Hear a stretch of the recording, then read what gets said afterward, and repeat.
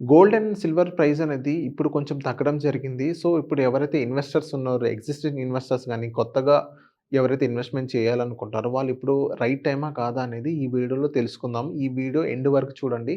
మీకు ఇంకా క్లారిటీ వస్తుంది. Hello sir. Welcome to social post. Thanks అండి. సార్ ఇప్పుడు గోల్డ్ 1,57,000 ఉంది. 2,57,000 అది సిల్వర్ ఉంది. సో, ఇప్పుడు ఎవరైతే ఇన్వెస్ట్ ఎవరైతే ఉన్నారో, ఇప్పుడు ఆల్రెడీ ఆర్నమెంట్స్ ఉంటారు. వాళ్ళు ఇంకా పర్చేస్ చేయాలంటారా?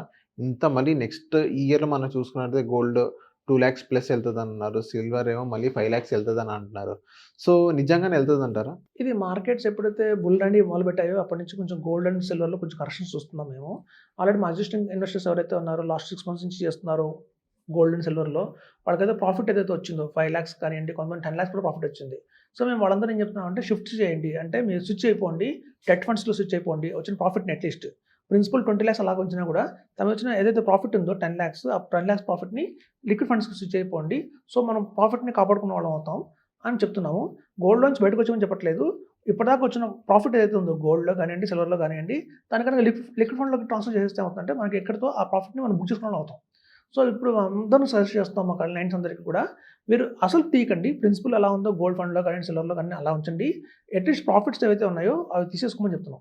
అది అప్పుడేమవుతుందంటే మార్కెట్ కొంచెం పడ్డా లేకపోతే గోల్డ్, సిల్వర్ పడ్డా కూడా అట్‌లీస్ట్ మనం సేఫ్ అవుతాం. ఎందుకంటే ఆల్రెడీ బుక్ చేసుకున్న ప్రాఫిట్ కొంచెం సేఫ్‌లో ఉంటాం. ఇంకెప్పటిదాకా కంటిన్యూ అవుతుంది అంటే ఒక 3 మంత్స్ దాకా కంటిన్యూ కూడా అవ్వచ్చండి. వాలటాలిటీ చూస్తాం.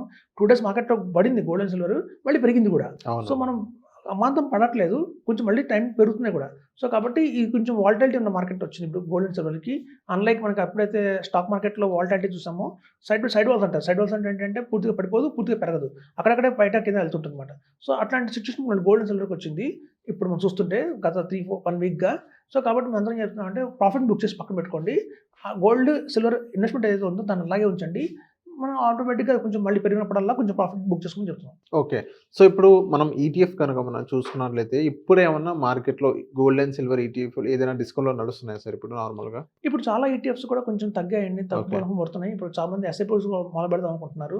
ఎందుకంటే లాస్ట్ 1 ½ ఇయర్ నుంచి మార్కెట్‌లో చాలా మందికి కూడా పబ్లిక్ కూడా వాళ్ళు సెల్ఫ్‌గా కూడా ఒక అండర్‌స్టాండింగ్ వచ్చింది. మనం గోల్డ్ అండ్ సిల్వర్ కూడా ఒక పోర్ట్‌ఫోలియోలో ఉంచుకోవాలి. ఎప్పటికైనా సరే మార్కెట్ పడినప్పుడు ఇది కొంచెం ఆదుకుంటుంది. హెడ్జ్‌లాగా ఉంటుందని చెప్పి ఒక థాట్ అయితే వచ్చింది. మొన్నటిదాకా ఏంటంటే చాలామంది ఒక 5 ఎస్ఐపీస్ చేశారనుకోండి. 5 ఎస్ఐపీస్ కూడా మీకు చూస్తే అన్నీ లార్జ్ క్యాప్, మిడ్ క్యాప్ కానియండి, small cap, mid cap, multi cap ఇలాగే ఉండేవి.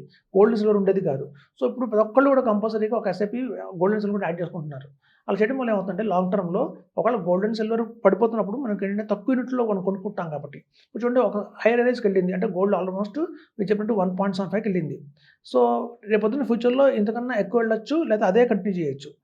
అంత హైట్ చూసాం కాబట్టి ఇవాళ మార్కెట్‌లో పడిపోయి రేపొద్దున మళ్ళీ 1,30,000 వచ్చినా, 1,00,000 వచ్చినా కూడా మళ్ళీ ఆ రేట్‌కి పెరుగుతుందన్న ధీమా అయితే ఉంది జనాల్లో. ఇన్వెస్టర్స్ ప్రతి ఒక్కళ్ళు కూడా చూసారు కాబట్టి ఆ రేట్‌ని. కాబట్టి ఒకవేళ మనం ఎస్ఐపీ మోడ్‌లో వెళ్తే ఏమవుతుందంటే మనం కొనుక్కున్న వాళ్ళం అవుతాం. ఈవెన్ పడ్డా కూడా.